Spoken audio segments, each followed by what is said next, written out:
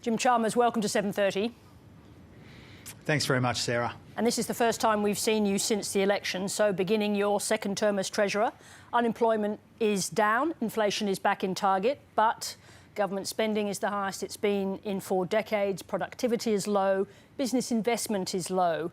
How does that reflect on your economic management? Well, I think the Australian economy's got a lot going for it. Low unemployment, as you pointed out. Inflation is much lower than it was in recent years. Real wages and incomes, including in today's national accounts, are growing again. We've got interest rates are coming down, debt's down. And we've seen growth in the economy as well, including in today's figures.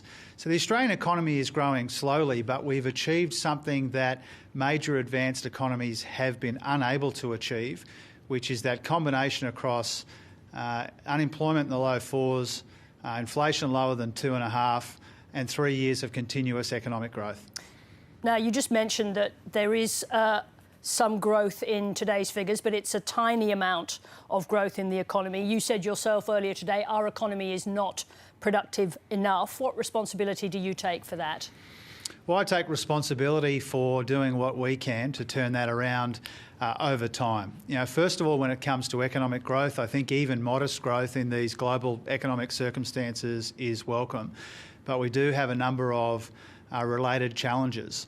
You know, we've got global economic uncertainty, our economy's not productive enough, and we need to make the budget more sustainable over time as well. And so I take responsibility for my part of addressing those major challenges that we have in the economy in this second term.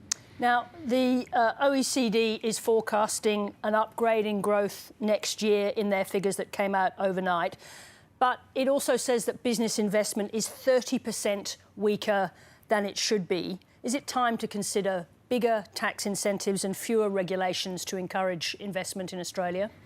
Look, we're certainly up for a conversation about how we attract more investment and how we make our economy more productive over time. We've made that really clear that those are central priorities in this second term of the Albanese government. I was speaking to major American investors just this morning about some of those goals. Now, we've already put in place some changes, some economic reforms, which are about attracting more investment, the single front door for major investments, the foreign investment reforms that I've put in place. But we are open to, we've got an open door and an open mind when it comes to other suggestions around cutting red tape, making our economy, our businesses, our industries more competitive. There's this big global scramble going on for capital in the context of all of this global economic uncertainty, all these escalating trade tensions. And Australia has a really compelling story to tell when it comes to competing for that investment. And we want to work with anyone who shares our objectives, which is to attract more of it so we can get deeper pools of capital working in the interests of Australian workers and industries. I want you to be a bit more specific because we've heard you talk about the generalities around productivity before. Today you said that you were prepared to contemplate additional steps to attract investment. Apart from red tape, what are those additional steps? Well, first of all, let's not dismiss the deregulation agenda. It's part of making our economy more competitive, more productive. I've got a whole national competition policy agenda that I'm rolling out with the states, and unilaterally I've abolished 500 nuisance tariffs. I've got a national productivity fund with the states and territories. We're strengthening and streamlining regulation. But I made it clear today, and I meant it. And I'm happy to say again on your show tonight, Sarah, that we do genuinely have an open mind to making our economy more efficient, more competitive, more productive, more dynamic. Competition policy and deregulation is an important part of that. But there are other specifics too. You know, clearly artificial intelligence, the technological transformation will be a big part of making our economy more productive. Clearly we need to pay attention to the care economy. Clearly there's a role for human capital, which is better at adapting and adopting technology as it evolves. Clearly the energy transformation will be absolutely central to getting our costs down and making our economy more productive. So we've got a big, ambitious agenda. We've already started rolling it out, but we've also already started consulting with our industries and with others, including international investors. We think that there's a big chance for Australia here, even in a world which is increasingly defined by churn and change. The global economy is in some ways a dangerous place. Australia's got a very, very compelling offer. that we make to the world. There is a global scramble for capital that requires us to be as competitive and as productive as we can be. And that's really central to my ambitions, my aspirations, my objectives for this second term of the government. Now, the OECD also wants to see urgent budget repair. You referred to the sustainability of the budget. Now, one small element of that, not so small, but nonetheless, given the size of the challenges, are your proposed changes to the taxation of very large superannuation balances. Have you spoken at all to the opposition about what it would take to secure their support to pass these changes? No, but obviously I've seen the comments that they've been making publicly, including, I think, my opposite number said today that they weren't interested in negotiating. He's disagreed with himself, who had a different view, I think, yesterday or the day before. Look, we've said, obviously, in a Senate where we don't have the numbers, our job is to engage, whether it's the crossbench or the opposition, to try and pass our legislation.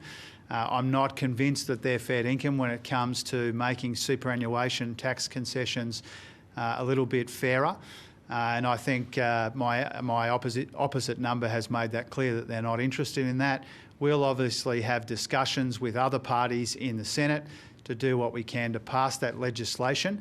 It's a change that we announced almost 2.5 years ago.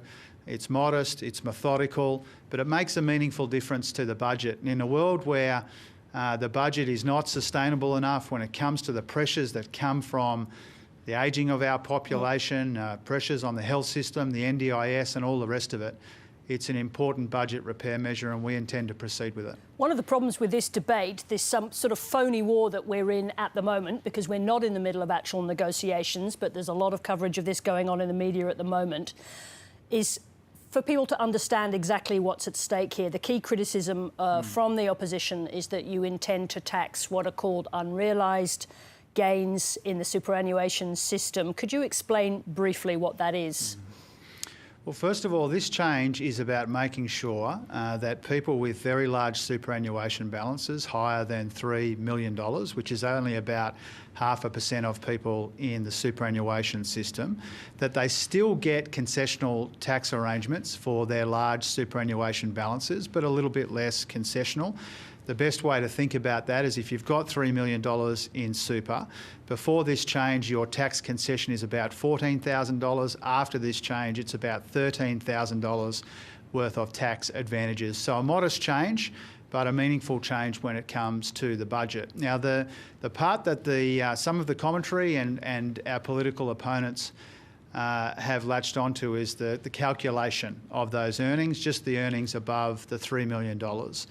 Unrealised capital gains, the calculation that we are proposing, is the method proposed by the Treasury. I know that some people don't like it. I'm obviously aware of the campaign that some of our political opponents and others have been running, but nobody's come forward with a better way to do it, and so we're proposing to go with what the Treasury has recommended to us. Jim Chalmers, thank you very much indeed for joining us. Thanks, Sarah.